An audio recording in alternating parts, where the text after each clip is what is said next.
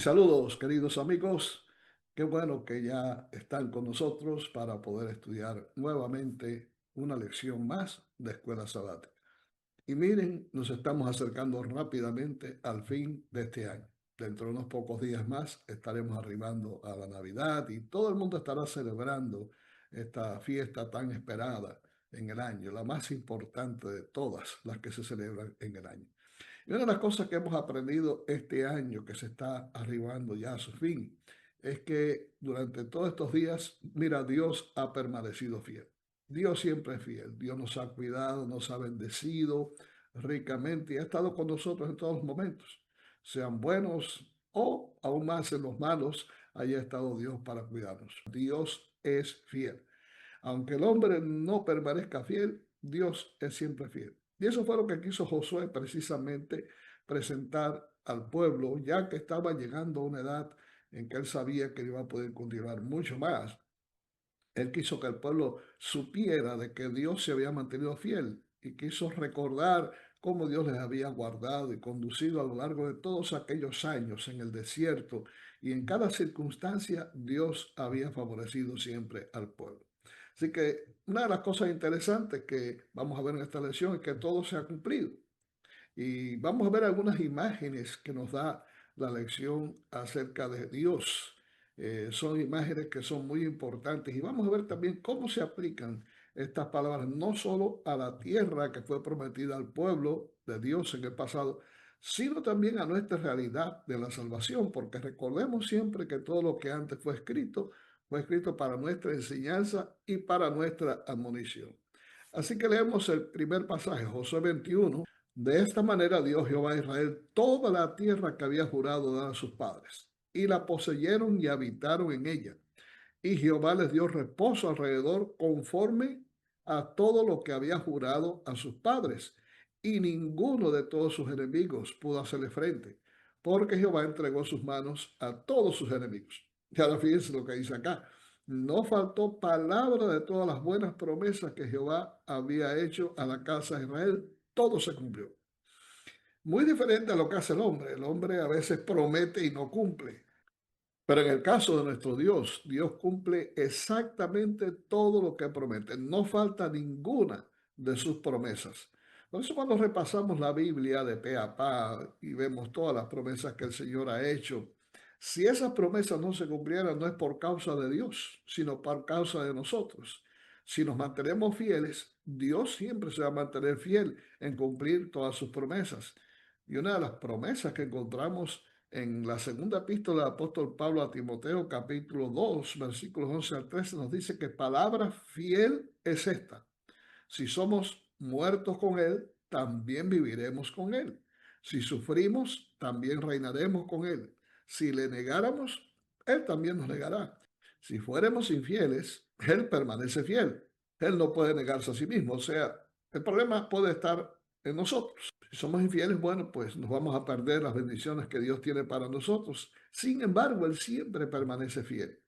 Dios no va a retirarte ni la lluvia, ni el sol, ni el aire que te da el oxígeno necesario para poder vivir, ni la alimentación. No, Dios siempre va a seguir derramando bendiciones sobre ti a pesar de que no sea fiel. Claro, hay bendiciones mayores que solamente se obtienen mediante la fidelidad a Dios. Y si no eres fiel, pues vas a perder especialmente esas bendiciones maravillosas que tienen que ver básicamente con la salvación y tienen que ver indudablemente con vivir una eternidad maravillosa con Cristo en el reino que Él ha de establecer. Ahora, ¿de qué manera la fidelidad de Dios nos da la seguridad de que ninguna de sus promesas acerca del futuro fallará? Veamos lo que dice también el apóstol Pablo ahí en 1 Corintios capítulo 10 versículo 13, donde él responde esta pregunta.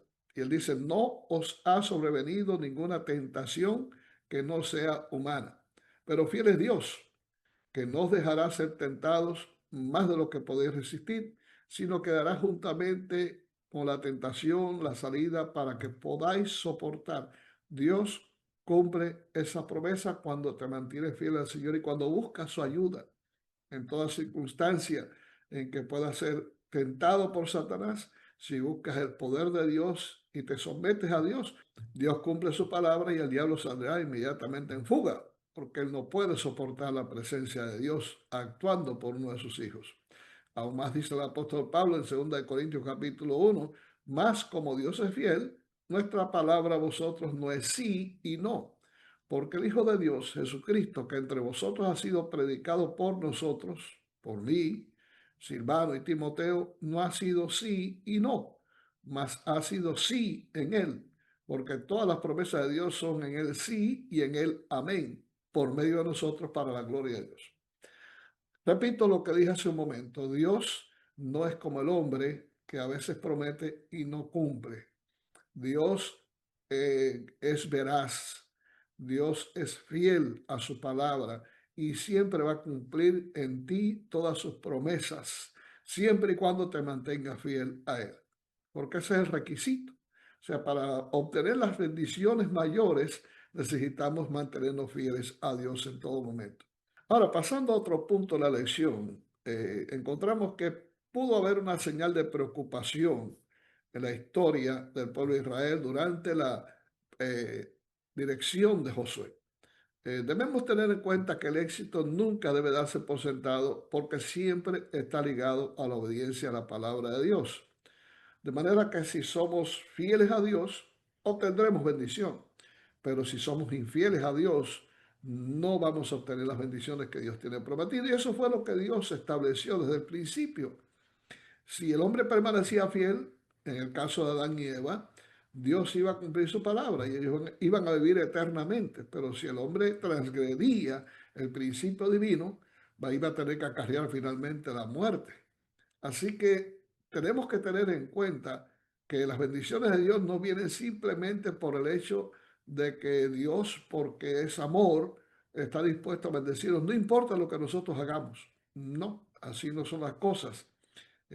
Siempre hay que tener presente que para obtener esas bendiciones, la obediencia es fundamental. Veamos Josué 23, versículos 1 al 5. ¿Cuáles son los puntos principales de la introducción de Josué en estos pasajes? Dice que aconteció muchos días después que Jehová diera reposo a Israel de todos sus enemigos alrededor, que Josué, siendo ya viejo y avanzado en años, llamó a todo Israel, a sus ancianos, sus príncipes, sus jueces y sus oficiales, y les dijo, yo ya soy viejo y avanzado en años, y vosotros habéis visto todo lo que Jehová vuestro Dios ha hecho en todas estas naciones por vuestra causa. Porque Jehová vuestro Dios es quien ha peleado por vosotros. He aquí os he repartido por suerte en herencia para vuestras tribus estas naciones. Así las destruirás como las que quedan desde el Jordán hasta el mar grande, hacia donde se pone el sol. Y Jehová vuestro Dios las echará delante de vosotros y las arrojará de vuestra presencia y vosotros poseeréis su tierra como Jehová vuestro Dios os ha dicho. Sea, Dios había prometido darle al pueblo todas aquellas tierras, todas aquellas zonas donde habitaban tribus bárbaras y paganas. Dios había prometido que ellos poseerían la tierra, pero tenían que hacer su parte también. Ellos tenían que cumplir con la parte que les correspondían. O sea, las cosas no iban a venir así simplemente porque sí. No, ellos tenían que luchar y trabajar en conjunción con el plan de Dios para ir echando poco a poco las tribus que iban a estorbar el desarrollo de Israel como nación en aquel lugar y sobre todo el cumplimiento de la promesa que Dios había dado en el Mesías que vendría a la tierra. Ciertamente Dios había dado reposo de sus enemigos a Israel. Sin embargo, quedaban algunas naciones a las que todavía había que desposeer. La victoria, por lo tanto, no sería una realidad consumada, inmutable para Israel, sino una posibilidad siempre presente mediante la confianza constante en la fiel ayuda de Dios. Claro, Dios siempre estaría al frente. Dios iría abriendo el camino, Dios iría desalojando todas aquellas tribus, pero evidentemente el pueblo tenía que cumplir con su parte. Hay ciertas similitudes que ocurren y concurren entre la manera en que los israelitas conquistaron Canaán, bajo el liderazgo de Josué, claro está, y la forma en que los cristianos pueden vivir hoy una vida espiritual victoriosa. ¿Cuáles son esas similitudes de acuerdo a lo que la Biblia nos dice? En Josué capítulo 23, versículo 10, dice, un varón de vosotros perseguirá a 1000, porque Jehová vuestro Dios es quien pelea por vosotros, como él os lo dijo. Ahora veamos lo que dice en Colosenses, porque bueno, en este texto de Josué quiere decir que la bendición de Dios iba a ser tal que los pueblos que estaban rodeando a Israel, que podían haberle hecho daño, van a ser presionados por el temor a Dios, a ese Dios que pelea por su pueblo, y van a salir huyendo inmediatamente, no importa la cantidad. Y vemos el caso, por ejemplo, de Gedeón, que 300 hombres solamente lograron derrotar a un gran ejército. Así que en Colosenses capítulo 2, versículo 15, el apóstol Pablo dice, y despojando a los principados y las potestades, los exhibió públicamente, triunfando sobre ellos en la cruz. Esto se cumple en Cristo. O sea, ese solo hombre del cual se habla en Josué representa indudablemente a Cristo, quien fue el que despojó a todos los principados, derrotó a todos los enemigos, a Satanás inclusive, mediante su muerte en la cruz del Calvario. Se cumplió en Jesús.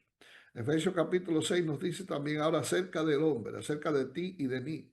Vestíos de toda la armadura de Dios para que podáis estar firmes contra las acechanzas del diablo, porque no tenemos lucha contra carne y sangre, sino contra principados, contra potestades, contra los gobernadores de las tinieblas de este mundo, contra huestes espirituales de maldad en las regiones celestes. Por lo tanto, si te viste en la armadura de Dios y en el poder de Dios y en las promesas del Señor, podrás avanzar y podrás derrotar todas las acechanzas del diablo y no habrá nadie que se enfrente contra ti. Eso es promesa de Dios. La misma experiencia que tuvo el pueblo de Israel cuando Josué puede ser tu experiencia también, siempre y cuando te vistas de la armadura de Dios. Si quieres conocer exactamente las partes de la armadura de Dios, en tu Biblia busca Efesios 6 y lee todo ese capítulo para que puedas comprender exactamente que son partes de la armadura espiritual. No pienses que es una espada literal ni un escudo literal. No, son armas espirituales que Dios te da para que puedas vencer tinieblas espirituales, ejércitos espirituales de malignidad que conviven con nosotros en las regiones donde tú no puedes ver, regiones celestes, están a tu alrededor constantemente. El peligro al que Israel se enfrentaba no era la enemistad de las naciones restantes, sino su amistad. Tengamos muy en cuenta eso. Y fue esa amistad precisamente la que trajo graves consecuencias al pueblo. El asociarse con personas que pertenecían a otras tribus. Inclusive ellos utilizaron, como en el caso de Moab, en Baal Peor, que se menciona mucho allí en el libro de Josué, utilizaron a las moabitas para que ellas conquistaran a los varones del pueblo y los trajeran a una fiesta y los indujeron a adorar a sus dioses falsos en una orgía totalmente pagana y sensual. Así que el mundo sigue operando igualmente hoy en día. Satanás sigue utilizando elementos mundanos para atraernos precisamente a los dioses de este mundo mediante tentaciones sutiles que pueden socavar nuestra fe y nuestra confianza en Dios. El caso de Salomón es un caso típico en la Biblia. Salomón se casó con muchas mujeres que eran paganas y finalmente fueron, como dice la Biblia, las que desviaron su corazón. Y Salomón, quien había sido un rey fiel, empezó a adorar a dioses falsos, a dioses que Dios había prohibido completamente adorar.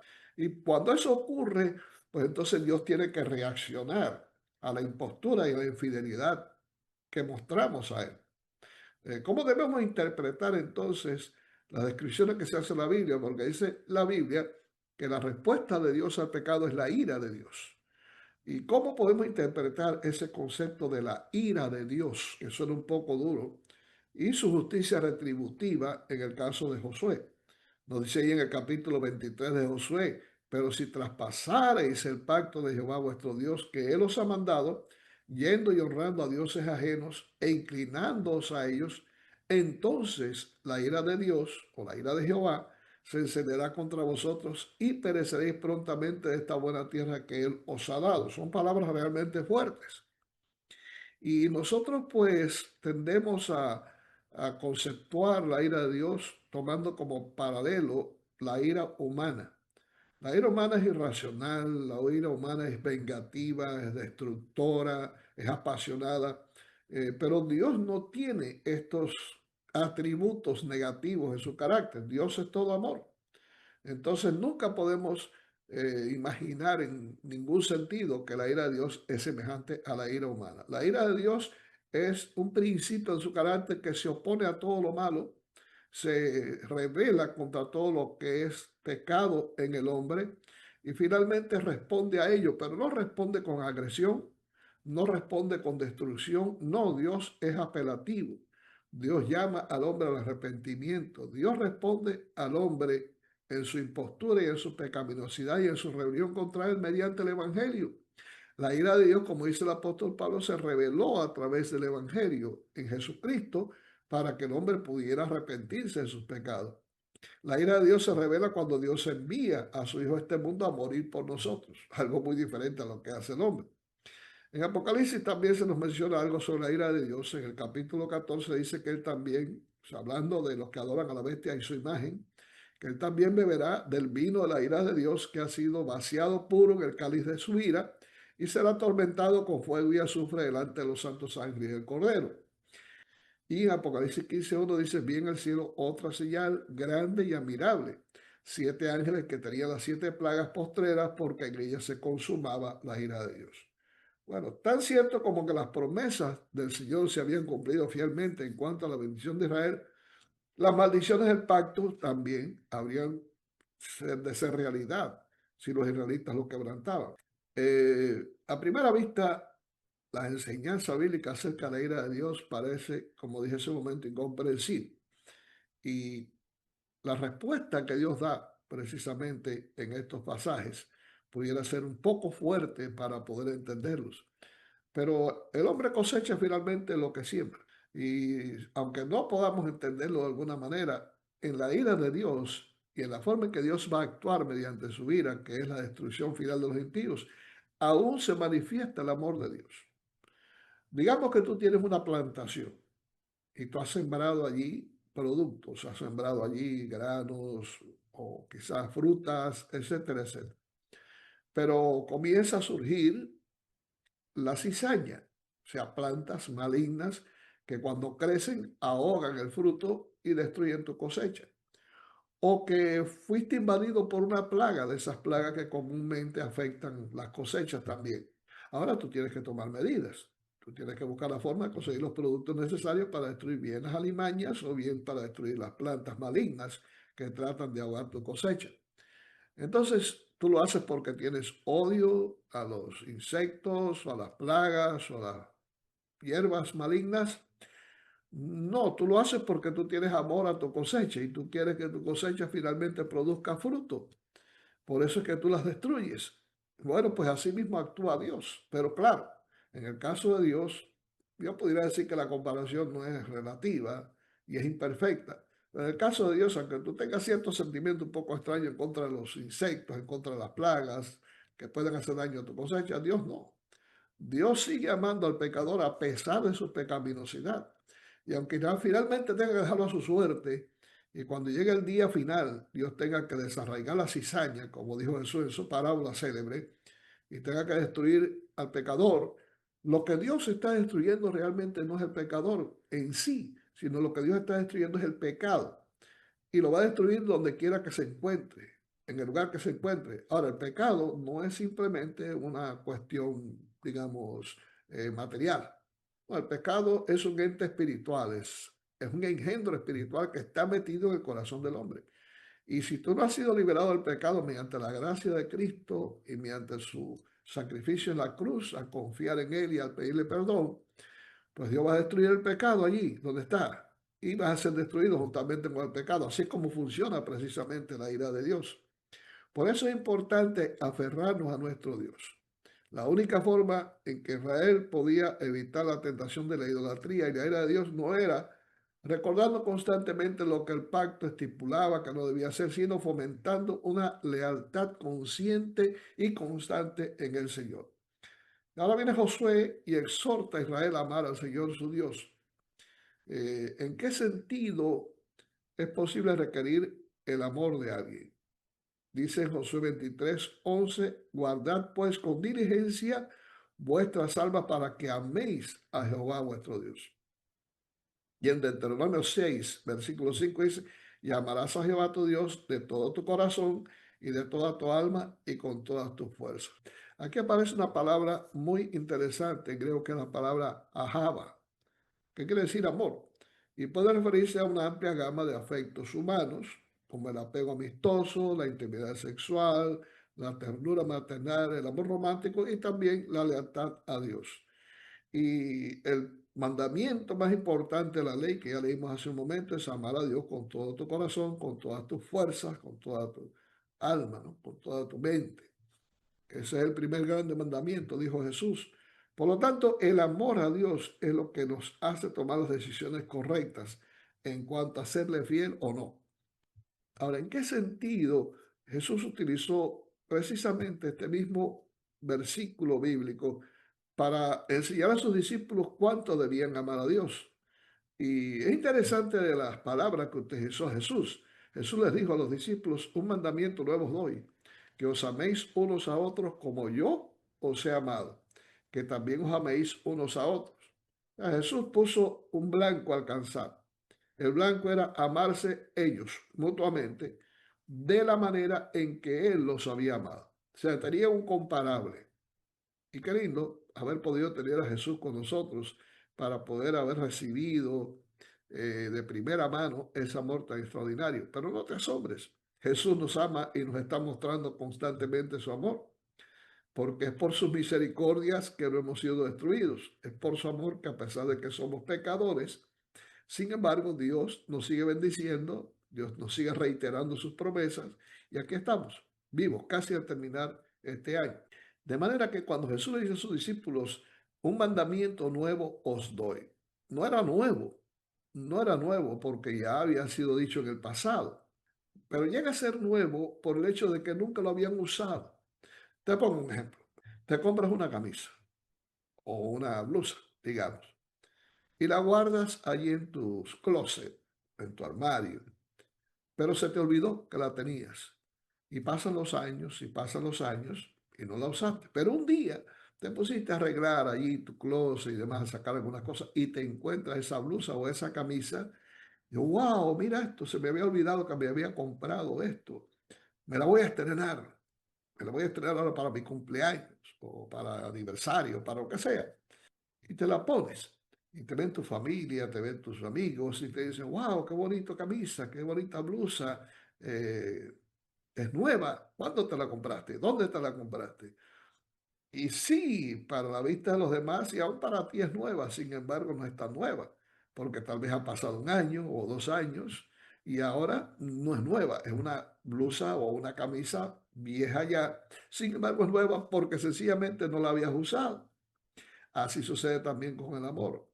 Los discípulos no habían tenido en esos momentos una referencia exacta de cómo amar a los demás y cómo amarse los unos a los otros. Todo lo que había existido en ellos simplemente y de acuerdo a cómo lo habían educado era el deseo de venganza. Te dieron un golpe en la mejilla, dale un golpe al otro que te dio. Te sacaron un diente, sácale el diente al otro. O sea, la ley del talión era lo que imperaba. Pero ahora Jesús viene y le dice, no, yo les doy a ustedes un mandamiento nuevo. Y el mandamiento es que deben amarse los unos a los otros, así como yo los he amado. Que nunca les he insultado, que nunca les he dicho palabras hirientes, que nunca he pagado mal por mal, que nunca he hecho cosas que le hagan daño a ustedes, ni les hagan sentir tristes o les afecten. No, yo siempre los he amado, a pesar de que ustedes no han sido perfectos, siempre les he mostrado mi amor. En Levítico capítulo 19, versículo 18 dice, no te vengarás ni guardarás rencor a los hijos de tu pueblo, sino amarás a tu prójimo como a ti mismo, yo Jehová. Eso es lo que hace que el mandamiento sea realmente nuevo. Te pregunto entonces al concluir esta lección, ¿cuántas de las promesas de Dios se han cumplido en tu vida? ¿Ha faltado alguna de sus promesas? ¿Cómo ha estado Jesús contigo durante todo este año? ¿Te ha abandonado en algún momento? Pudiera parecer en algunas circunstancias eso ocurre. Sin embargo, si repasas bien tu vida en lo pasado, te vas a dar cuenta que el Señor nunca te ha abandonado.